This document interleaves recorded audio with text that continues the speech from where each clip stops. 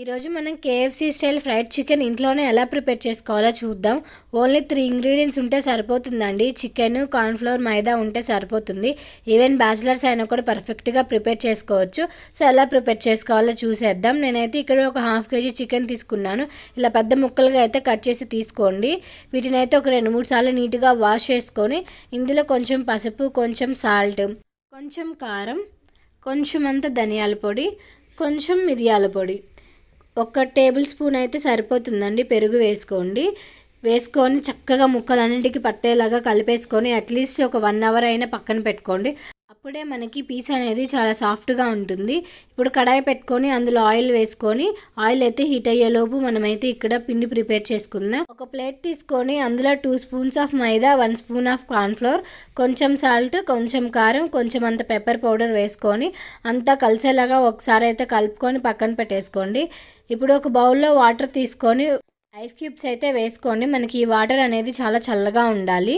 ఇప్పుడు మనం మ్యాగ్నేట్ చేసుకున్న చికెన్ పీసెస్ ఒక్కొక్కటిగా అయితే ఇలా పిండిలో డిప్ చేసుకొని తర్వాత ఐస్ వాటర్లో డిప్ చేసి తర్వాత మళ్ళీ పిండిలోనే డిప్ చేయాలి. ఇలా డబుల్ కోటింగ్ ఇవ్వడం వల్లే మనకి కేఎఫ్సీ స్టైల్లో మనకి పైన లేయర్స్ అనేది వస్తాయి కదా.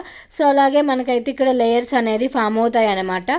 సో 2 టైమ్స్ అనేది మనం ఇక్కడ కోటింగ్ అనేది మ్యాండేటరీ. ఇలా ఇస్తేనే మనకి టేస్ట్ కూడా చాలా బాగుంటుంది. చూడ్డానికైనా తినడానికైనా కేఎఫ్సీ స్టైల్లో కనిపించిద్ది. ఇప్పుడు మీడియం ఫ్లేమ్లో పెట్టుకొని ఆయిల్ని మనం కోట్ చేసుకున్న పీసెస్ ఒక్కొక్కటిగా అయితే ఇందులో వేయండి.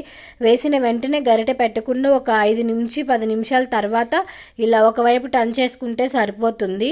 డీప్ ఫ్రై చేసుకునేటప్పుడు ఆయిల్ కొంచెం తక్కువగానే వేసుకోండి. ఎందుకంటే మనం పిండి కలిపి వేస్తున్నాం కాబట్టి ఈ ఆయిల్ అనేది కొంచెం వేస్ట్ అవుతుంది. సో మనం తర్వాత దీన్ని మళ్ళీ యూస్ కూడా చేసుకోలేము.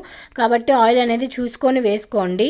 పీసెస్ అన్నీ కూడా మనం లో టు మీడియం ఫ్లేమ్లోనే వేయించుకోవాలి. అప్పుడే మనకి బయట క్రిస్పీగా లోపల సాఫ్ట్గా అయితే మనకి చికెన్ కుక్ అవుతుంది. టేస్ట్ కూడా కేఎఫ్సీ స్టైల్లో అలాగే వస్తుంది.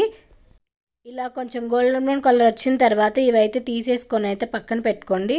మిగిలినవన్నీ కూడా ఇలాగే వేసేసుకొని పక్కనైతే పెట్టేసుకోండి. చూసారా మనకి ఎంత మంచిగా కేఎఫ్సీ స్టైల్ ఫ్రైడ్ చికెన్ అయితే రెడీ అయిపోయిందో. పక్కన మయోనీస్ కచప్ పెట్టుకొని తింటే టేస్ట్ మాత్రం ఇంకా సూపర్గా ఉంటుంది. వీడియో నచ్చితే సబ్స్క్రైబ్ చేసుకోండి ఫ్రెండ్స్.